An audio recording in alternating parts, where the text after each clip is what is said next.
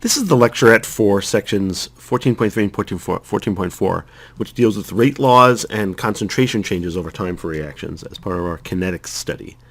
In these sections, we're going to look at the format of a rate law, which is the relationship between rate and concentration, the order of a reaction, which is essentially the degree of concentration dependence for each reactant, and how to determine the rate law using the method of initial rates, which is looking at how fast a reaction goes when it first starts. And then we'll look at a number of things using integrated rate laws, and that involves mathematical relationships between amount of product or reactant present over time. And as part of that, we'll look at the graphical determination of rate laws, as well as the special case of half-life and the special case of half-life involving radioactive decay and radioactive dating. So first we're going to look at the general idea of concentration dependence of reactions, and it makes sense that as the concentration increases, there are more particles, more reactants in solution or present, and they're more likely to collide, so there'll be more collisions per second. And as there are more collisions per second, it makes sense that in general, as concentration goes up, the rate will go up. But it depends on which collisions control the rates. Sometimes collisions happen that don't have any effect on the rate. And so the particular relationship between concentration and rate can't be predicted just from the reaction as it's written. You can't predict it. You actually have to determine it experimentally. You have to do experiments and looking at the concentration dependence of the rate to find out what that dependence is. You can't know it just from looking at things on paper. And so we'll be looking at how that is done in two different ways as part of this set of sections. But first of all, what's the format of what a rate law is? And rate laws are also called rate equations. And the format is always rate equals a rate constant. And the rate constant is always written with a lowercase k. We'll be using uppercase k's, capital K's later on for equilibrium constants. And so the rate law is equal to rate times the rate constant, it's rate constant, times some function of the concentrations. And so the concentration is normally of the reactants, but there are special cases where you can actually have products or things that aren't either reactants or products as in there, but generally it's mostly reactants. And the products, the reactants are generally raised to a power, and that power is called the order of the reaction with respect to that reactant. And so we often refer to rate laws by talking about their order. So this is a rate law that's second order in nitrogen dioxide, is the way you would say it. And it's second order because there's a 2 there. So here are a few examples. Here's an example of a first order reaction where N2O5 reacts to make 4 nitrogen monoxides and an O2, and the rate law is rate equals K times the N2O5 concentration, and it's unwritten, but there's a 1 here, and that 1 there is what means it's first order. So when there's a 1, you generally don't write it. The example we just looked at was second order in NO2, so there's a 2 there, and that's where that second order comes from. And these numbers 1 and 2, there's no way to know those ahead of time. It doesn't come from the reaction equation, obviously, because there's no 2 here, and there is a 2 here, and the orders don't match those.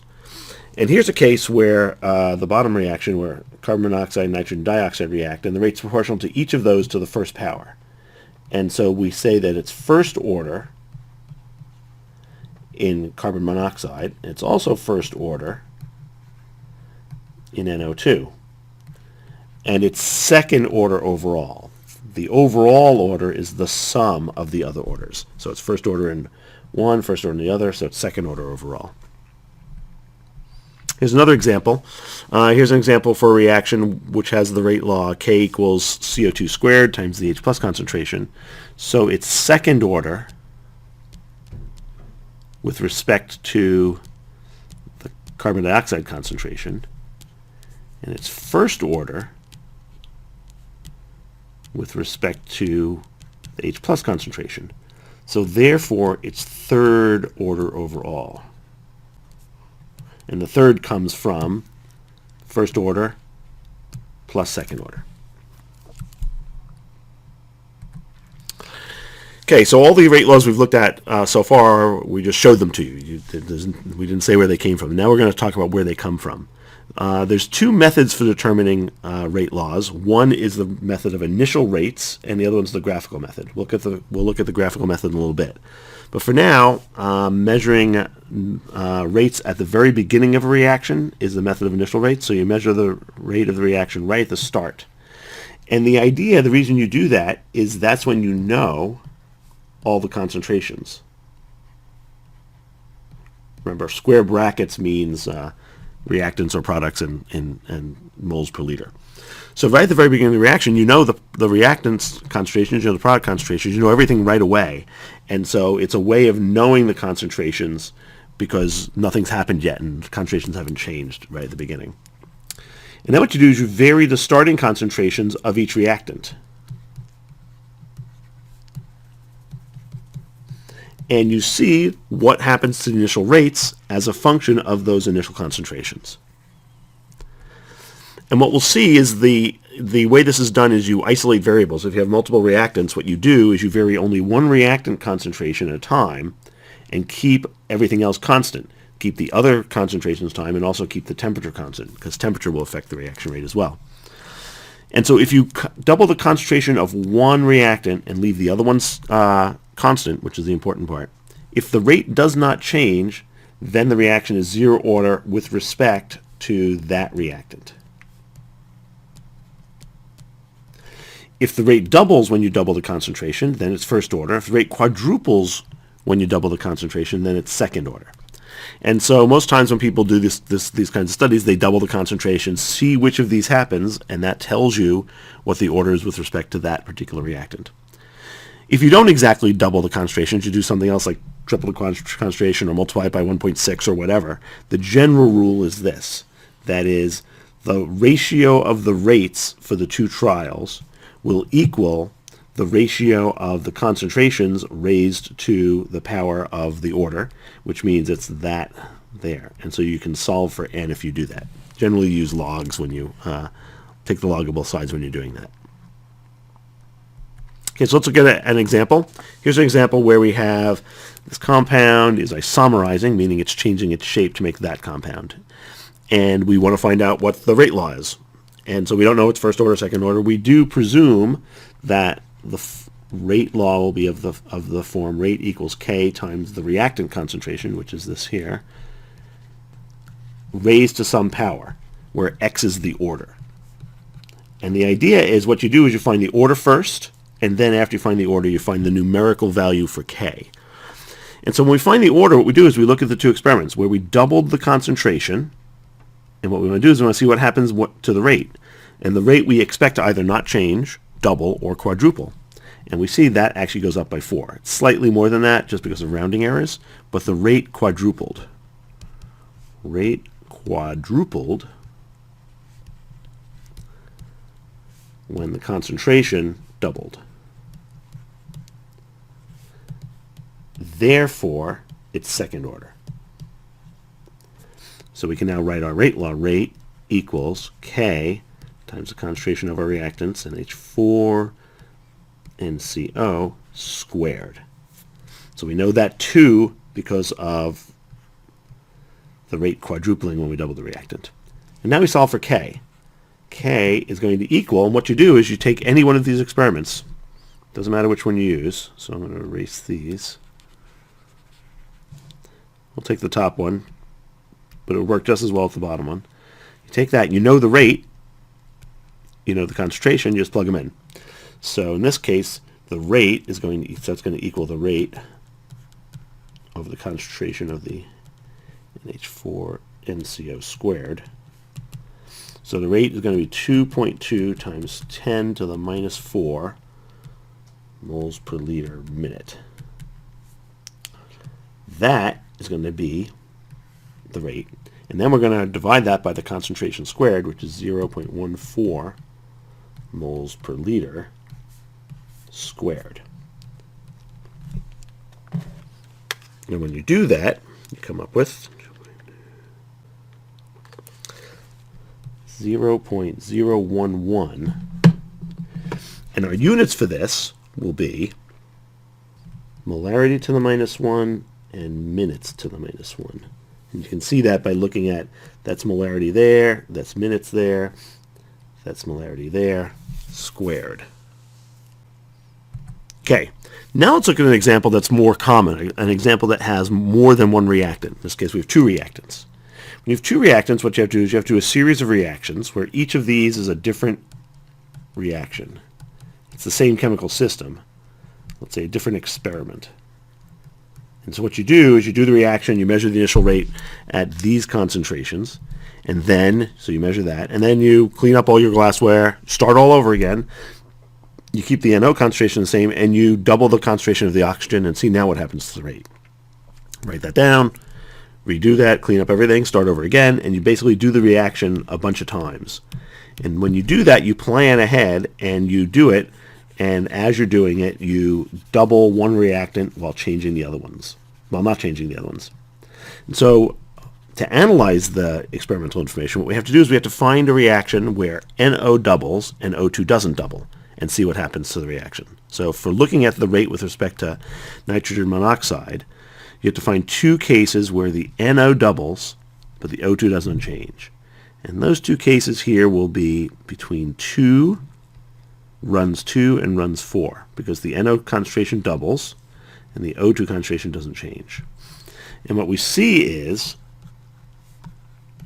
when NO is multiplied by 2, rate is also multiplied by 2. Nope, no, I'm sorry, it doesn't. It goes up by 4. Rate goes up by 4. So therefore, it's second order in NO. Now let's look at the rate with respect to O2. To do that, what we now do is we look for two reactions where the O2 changes, the O2 is doubled, but the NO does not change. And the first two reactions do that. The NO doesn't change, the O2 doubles. And when you do that, the rate doubles. So when O2 doubles, the rate goes up by 2 times. Therefore, it's first order in O2. So therefore, our rate law is rate equals K times the concentration of NO squared times concentration of O2. Now when we try to find K, K is going to equal the rate divided by the concentration of NO squared times concentration of O2, and the rate is equal to, we'll choose, doesn't matter which one you choose, let's choose row number 4. You can choose any of these rows to do this. And so the rate is 0.227 moles per liter per second. So it's moles per liter seconds to the minus 1, divided by the NO concentration, 0.040 molar squared, because of that 2 right there, times concentration of O2, 0.020 molar. And when we do that, we get 7,093. So I'll say 7090. And our units for that are going to be molarity to the minus 2, seconds to the minus 1. And that's our complete rate law. Now we're going to turn to concentration time relationships. And the idea here is that if we know the rate law, we can mathematically determine the shape of the curve of concentration of reactant, that A is the reactant, decreasing over time. And you can actually do that same thing for concentration of product, increasing over time. And if it's a zero order reaction, here's the what's called the integrated rate law for that. It's integrated in that you're calculating the concentration, the total concentration change over time. If it's first order, there are two versions of the equation. This isn't a division sign. There are two versions of the equation. This is one, that's the other. It's really the same equation, but one's more useful in some circumstances, the other in other circumstances. And for a second order reaction, this is the equation.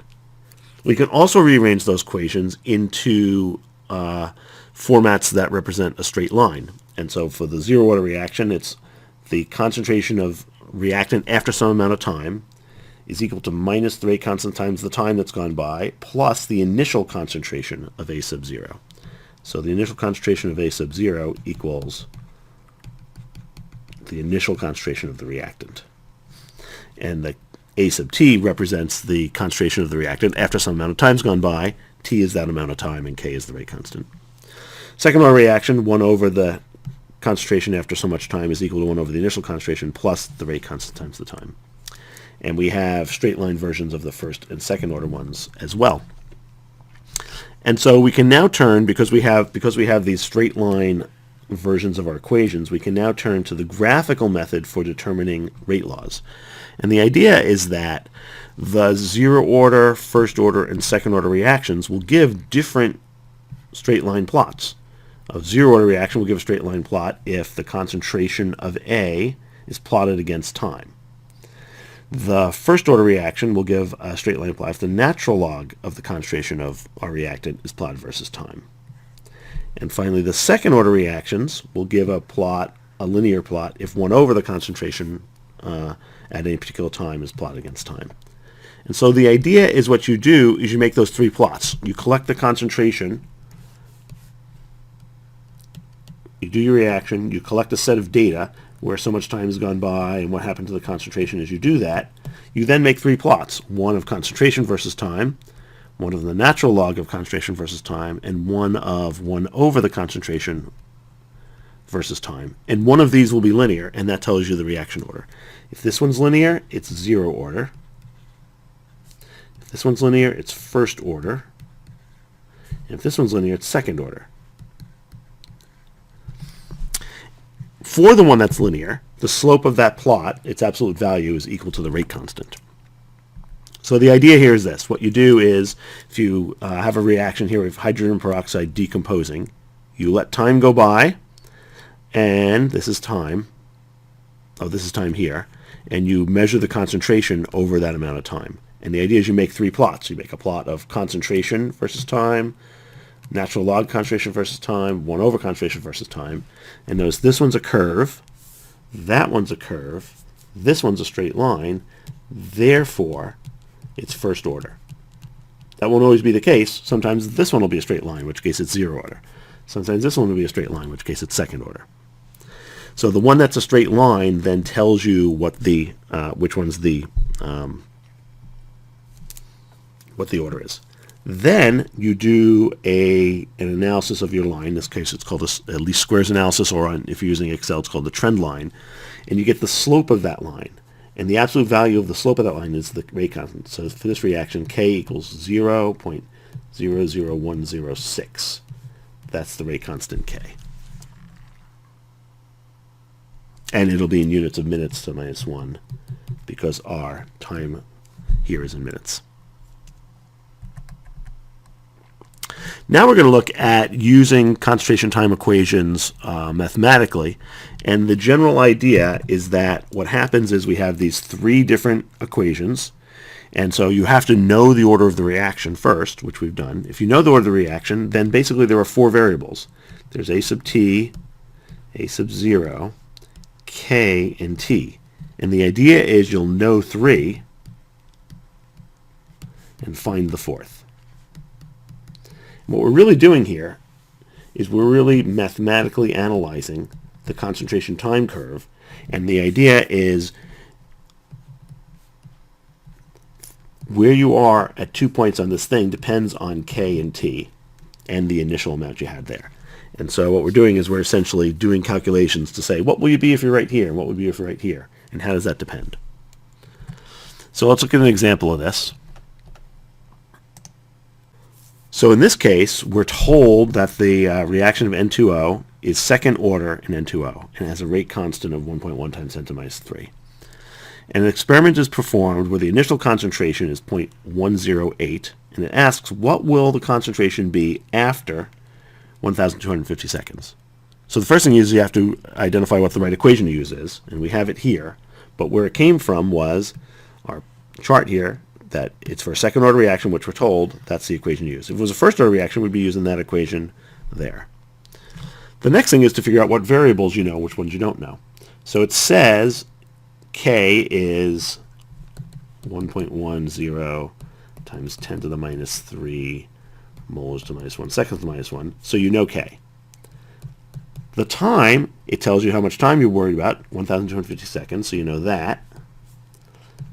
The initial concentration, it tells you that, because it says the initial concentration is 0.108 molar, and the concentration after so much time, that's what you're looking for.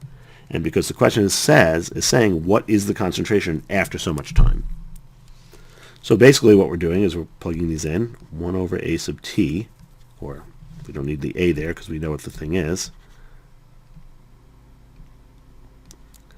It's N2O. 1 over the N2O concentration is equal to 1 over the initial concentration, which is 1 over 0.108 molar, plus K, 1.10 times 10 to the minus 3 molar to the minus 1 seconds to the minus 1 times 1,250 seconds.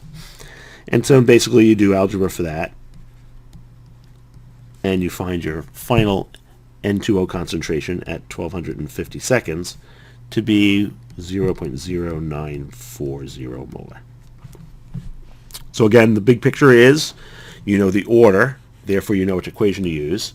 You know 3 of the variables, and you're finding the 4th one. Okay, let's look at another example. In this case, methyl isonitrile isomerizes, and it's a first-order reaction, because it tells us that there. We know K. We know, it says how much time is required for the concentration to drop from this to this. So we know K. We know A sub 0. We know A sub t. And we're looking for time, because it's asking us how much time. Of our 2 versions of this equation, the top one's the better one to use here, because you're looking for time, and you don't have to isolate it. So what we do is we take the natural log of our ratio of our concentration after a while from where it was beginning. So it drops to 0.0142 molar from 0.107 molar. That's our A sub t, because it's how much it dropped to after so much time. That's A sub 0, that's what we started with. And that equals minus 3.00 times 10 to the minus 3 seconds to the minus 1 times the time. And so then you do algebra and you solve for the time, and the time comes out to be 673 seconds. So again, same idea. You know 3 of the variables, you're finding the 4th.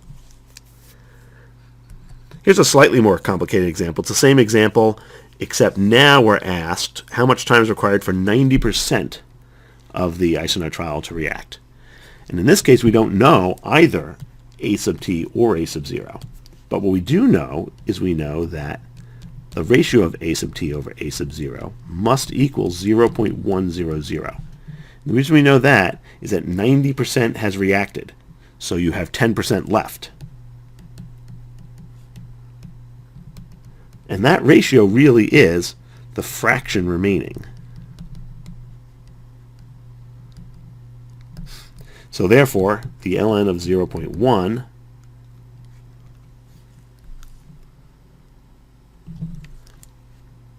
equals k minus k times t.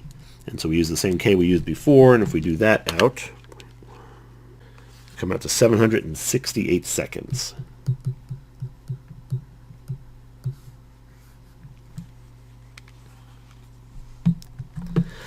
Now we turn to half-life. The idea of half-life is it is, by definition, the time it takes for half of the reactant concentration, or for half the reactant to react and disappear. So the half-life concentration decreases to half its original amount. And here's an example for hydrogen peroxide. It happens to be a first-order reaction. And what happens is, if it starts at 0.02 molar, it takes 650 seconds to drop to 0.01 molar. So that, x-axis is our time, that's 1 half-life.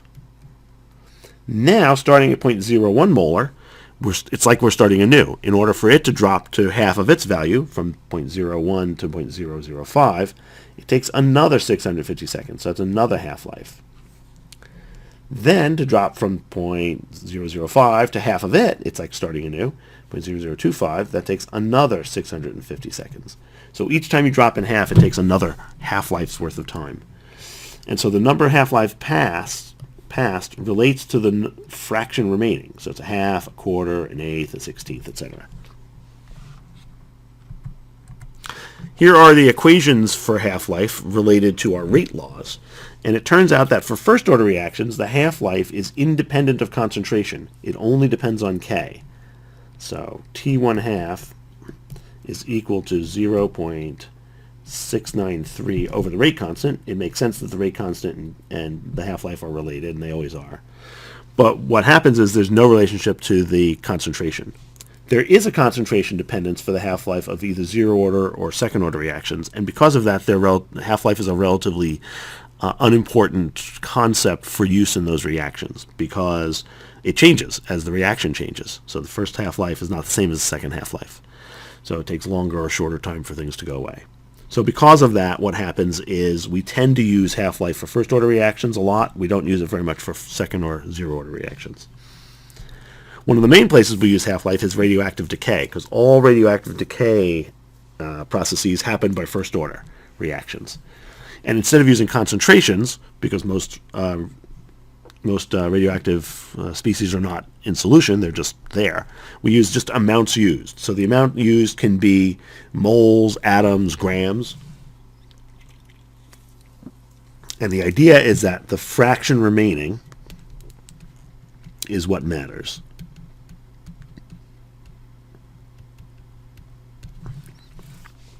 And instead of actually measuring the actual amount there, we conveniently just use how radioactive a sample is per gram of that compound. And that radioactivity is in counts per minute, read by a Geiger counter-like device, a detector. And we relate the counts per minute that is in the present sample to how much was there at the beginning, and that tells us how much time has gone by. And so again, there are two versions of this equation. This one you would use for finding K or T. This one here you would use for finding how much would be remaining after so much time. A particular place where this is used is in radioactive decay in carbon dating how long ago previously living things died. And the idea is that what happens is in the atmosphere, particularly the upper atmosphere around the planet, around Earth, sunlight, high energy sunlight hits nitrogen, undergoes a reaction to make carbon-14, which is radioactive. And so the carbon-14 decays. So all the time the radioactive carbon-14 is decaying, but at the same time it's being remade by nitrogen being bombarded by high-energy sunlight. And so what happens is you have some amount of carbon-14 in the atmosphere that's relatively stable.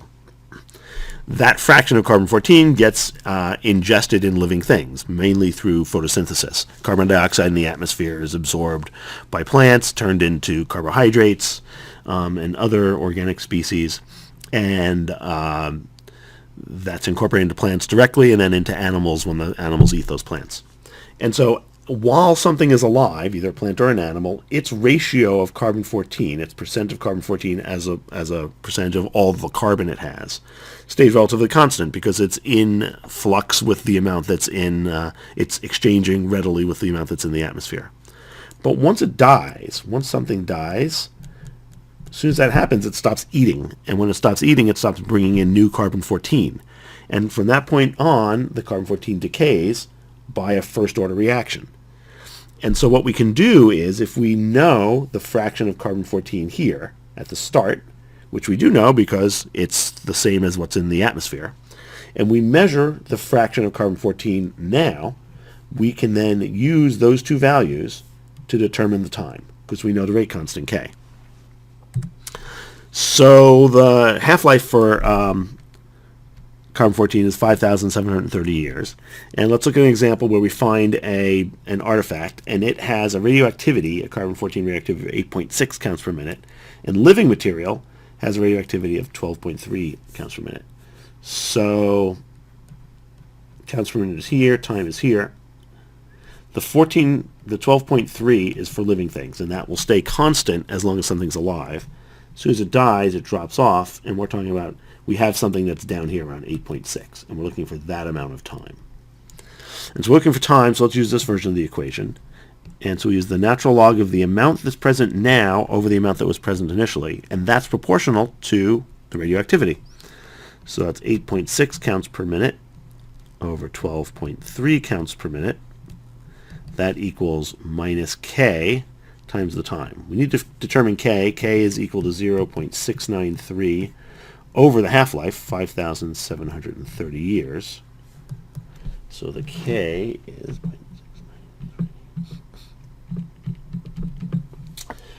1 1.21 times 10 to the minus 3, 10 to the minus 4, and the units are years to the minus 1. So if we take the log of 8.6 divided by 12.3, take the log of that, that's 0, it's minus 0.358. We'll divide that by the k, 1.21 times 10 to the minus 4 years to the minus 1. That gives us the time.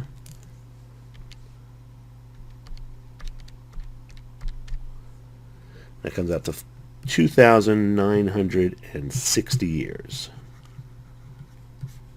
And that's how long ago the thing died. And that ends our exploration of concentration time relationships.